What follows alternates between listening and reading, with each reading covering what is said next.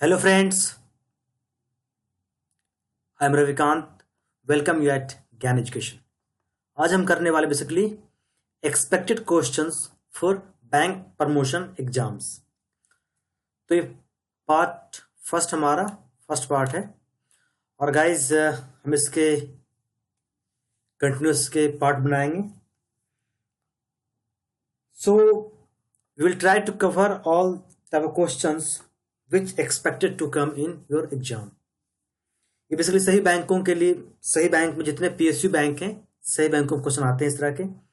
So be careful and attentive during the entire session. Okay,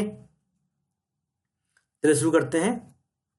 the first question is GST is not applicable on which the following services provided by the bank. मतलब कौन से services जो provide करती है bank उस पर GST नहीं लगता, मतलब नहीं लगाया जाता है। आपके सामने ऑप्शन है ए लॉकर रेंट, या लॉकर का जो रेंट लेते हैं उस पर, safe custody, merchant banking, interest received on advances. ये तीनों पे हम क्या लगाते हैं? जीएसटी लगाते हैं। So that is answer is D, interest received on advances. इस पे जीएसटी नहीं लगाया जाता है।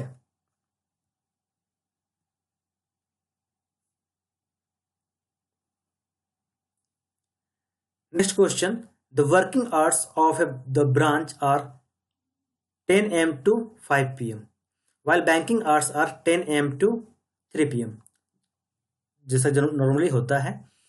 Check is presented for payment at 2:55, मतलब कि 2:55 पर, but paid at 3:45, मतलब कि 3:45 पर। What is the liability of the bank? तो इस केस में जो कि बैंक का जो वर्किंग आवर है बेसिकली 10 से 5 है, और जो ब्रांच का जो बैंकिंग आवर्स है वो है 10 से 3। इस बीच जो है 2:55 पर चेक प्रेजेंट किया गया और उसे जो पास हुआ, जो पेड हुआ 3:45 पे। तो इसमें क्या बनता है? बैंक की लायबिलिटी बनती है या फिर नहीं बनती है? तो what should be answer?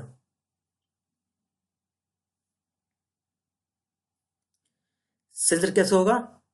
D, as bank is not liable as cheque has been presented for payment within banking hours. सच बात है, 3 बजे तक हमारा बैंकिंग आवर्स था, 2:55 में हमारा प्रेजेंट हुआ था। That's why with in a banking hours of the branch. Okay, so answer is D. For the purpose of creating equitable mortgage, the title deeds can be deposited with the bank by mortgager at which the following places. अगर हम बात करें, अगर equitable mortgage create करने की, तो इसमें जो है जो टाइटल डीड्स है डिपोजिट कहां पे किया जाएगा? बेसिकली जो ऑप्शन ए आपका है मुंबई, कोलकाता, चेन्नई।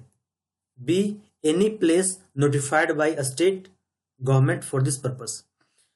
मैं बता दूं यहां पर कि मुंबई, कोलकाता, चेन्नई तो है ही, उसके साथ साथ क्या है कि जो भी स्टेट गवर्नमेंट जहां पे नोटिफाई कर देगी, एज आप जानते होंगे कि हमारे संविधान के हिसाब से जो एग्रीकल्चर लैंड और बेसिकली जो भूमि का जो सब्जेक्ट है, land subject, is comes under state government.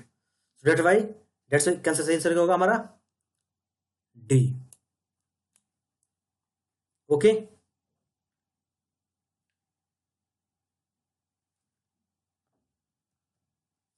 Which of the following represent break even point of form.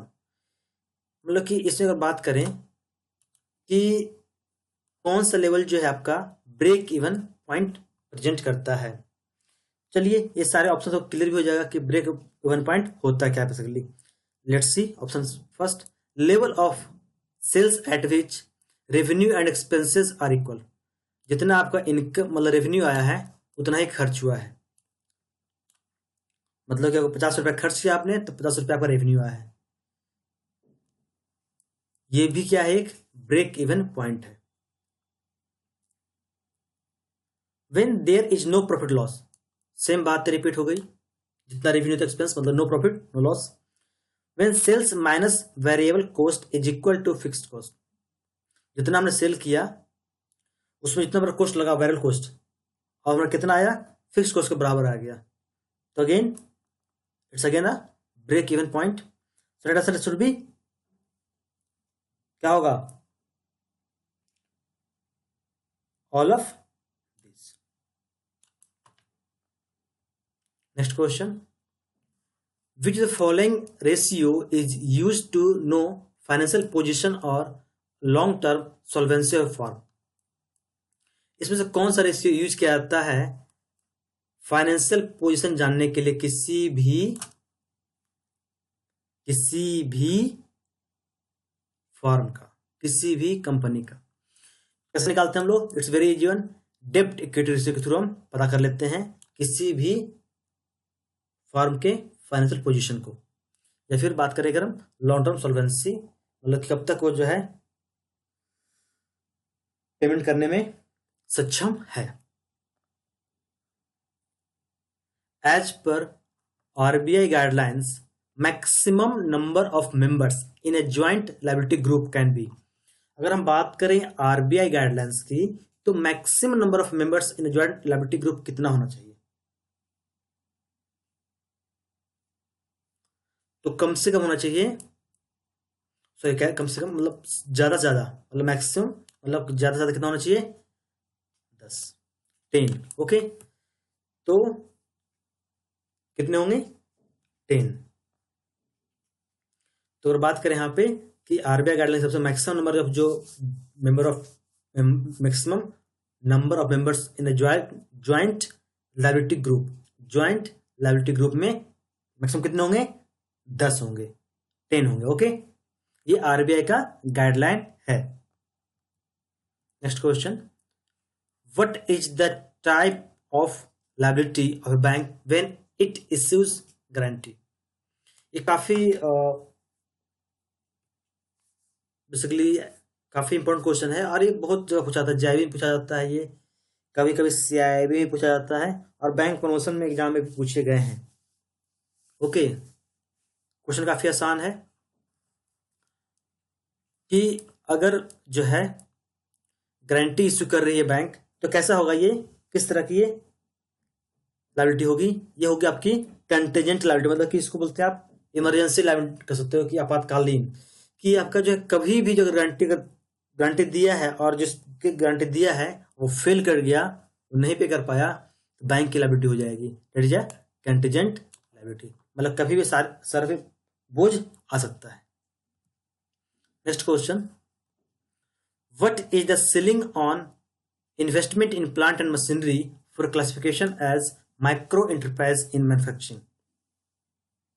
अगर बात करें प्लांट एंड मशीनरी कितना कर सकते हैं माइक्रो एंटरप्राइज के लिए, तो अगर बात कर रहे हैं यहाँ पे मैन्युफैक्चरिंग के संदर्भ में, ओके, तो इसका कितना है, 25 लाख। अगर ये बात करें कि सर्विस सेक्टर में, ये मैन्युफैक्चरिंग का है, अगर ये सर्विस सेक्टर में कितना है, 10 लाख इन इक्विपमेंट्स। Okay, equipment appliances. तो माइक्रो एंटरप्राइज अगर बात करें मैन्युफैक्चरिंग में, तो वहाँ पे 25 लाख, और अगर बात करें सर्विस सेक्टर में, तो वहाँ पे 10 lakh. Next question, under KYC norms relaxation from KYC norms is allowed provide balance in the account at any time does not exceed and credit in the account during a financial year does not exceed. Basically ये आपने सुना को पहले आया था, no frills account, BSBD account और Jan Dhan account, ये सारे क्या हैं, इसमें क्या है, केवाईसी नॉर्म से बाहर रखा है, मतलब कि आपको जो है अगर कुछ लिमिटेड ट्रांजेक्शन और लिमिटेड अगर आप अमाउंट बैलेंस रखते हैं, तो आपको जो है केवाईसी नॉर्म से आपको फुलफिल करने की जरूरत नहीं है, मतलब केवाईसी आपको देने की जरूरत नहीं है। तो सही आंसर क्या इसका होगा, इससे कितना है, बी, मतलब कि 50,000 से ज़्यादा बैलेंस कभी नहीं होना चाहिए, और पूरे एक साल में मैक्सिमम क्रेडिट कितना होगा, 1 lakh. Okay, next question.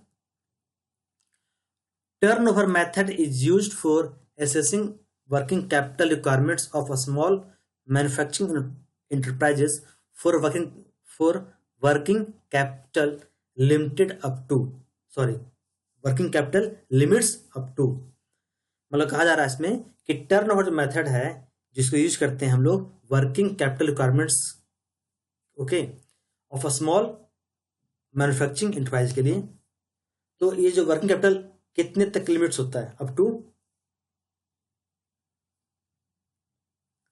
That is 5 crore.